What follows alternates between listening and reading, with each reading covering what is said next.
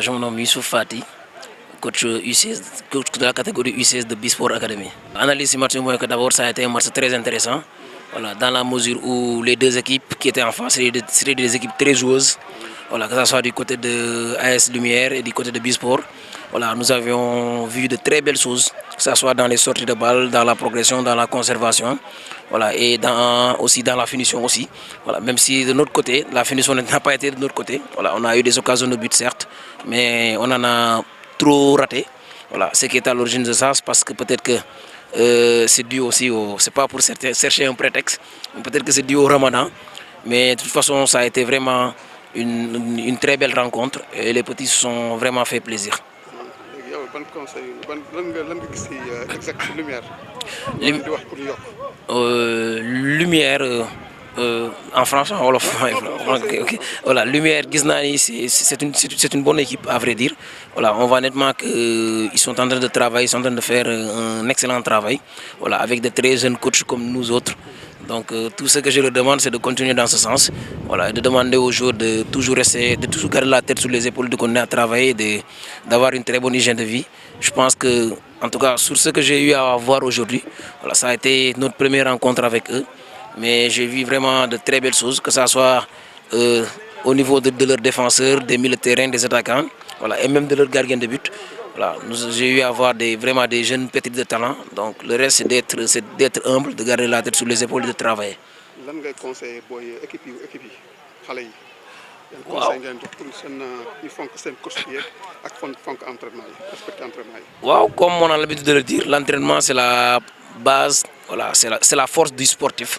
Voilà, quel que soit le sport que tu pratiques dans le monde, si tu ne t'entraînes pas, quel que soit le talent que tu as, si tu ne t'entraînes pas, tu ne pourras pas t'en sortir. Voilà, donc vous avez aussi parlé des coachs, donc cela renvoie au respect, à la discipline. Voilà, tout joueur qui a envie de faire une très belle carrière, tout joueur qui a envie que ses coachs l'aident à progresser, il faudrait qu'il les respecte. Voilà, et ce respect, dès l'instant qu'un joueur a ce respect, le plus souvent il s'en sort et le plus souvent il parvient à aller très loin dans le football et à signer un contrat professionnel. En tout cas, c'est le plus grand souhait que j'ai à l'égard de tous les joueurs. Même si, comme nous le savons, il faudrait qu'ils combinent cela avec les études. Voilà, les études, il faudrait qu'ils étudient. Parce que les études, en tout cas, c'est le sous-basement. C'est le sous-basement de la réussite d'un jeune. Donc, si toutefois les conditions sont réunies et qu'ils sont, en tout cas, qui sont des jeunes, ils se trouvent qu'ils sont des jeunes, il faudrait qu'ils continuent à étudier, voilà, et qu'ils respectent leur coach. Bon, salam alaikum. Je suis Adam Kalo, adjoint coach U17 AS Lumière. Donc, nous avons joué un match avec l'Académie Bisport en catégorie U17. Donc, le premier mi-temps, c'était un match très posé parce que l'équipe de Bohole a misé sur jeu. Quoi. Donc, les mises sur le jeu, c'était trop tactique sur l'équipe.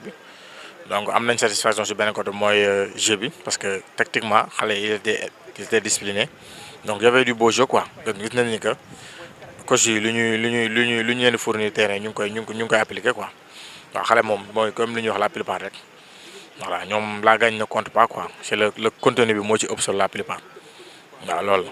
waaw Bisport moom comme li ñuy wax toujours rek moom yaakaar naa ñoom suñu ay voisins lañ parce que am nañ fa ay xale yu fa nekk waaw parce que.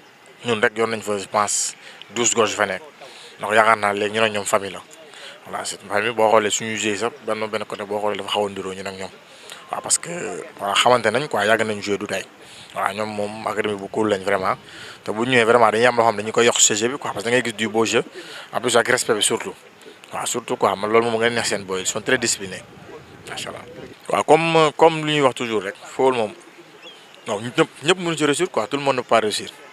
Voilà, moi, la plupart, nous, Lumière, chaque jour, nous on ne forme pas des joueurs, mais on forme des hommes. Voilà, parce que nous, nous pouvons réussir. Mais si vous faites même si vous réussissez dans la vie, vous réussir. Vous avez les bonnes bases, quoi. Vous avez les bonnes bases pour suba. Vous avez c'est faux, mon boule du talent, c'est quoi? Vous avez c'est work next. Voilà, mais du talent, parce que si vous avez talent, nous pouvons jouer. Voilà léegi di leen ñaaxaat tamit ñu bañ a focus kese si football kese football bi c'est bien beau nga jox ko lépp mais nga desal tuuti loo xamante ne di nga mën a nekk say business bopp voilà ngay nekk sa business bopp en plus tamit ngay am comme xam nañu les moyens ne sont pas regroupés mais yow jour yow yaa war a defar sa vie maanaam ngay caser yow heure di récupérer heure parce que football jour yi moom amul leen lu ñu rawantee lu récupération kese parce que académie boo xoolee seen tool tax ñu excellent récupération la rek waaw loolu rek mooy différence bi ak ñoom.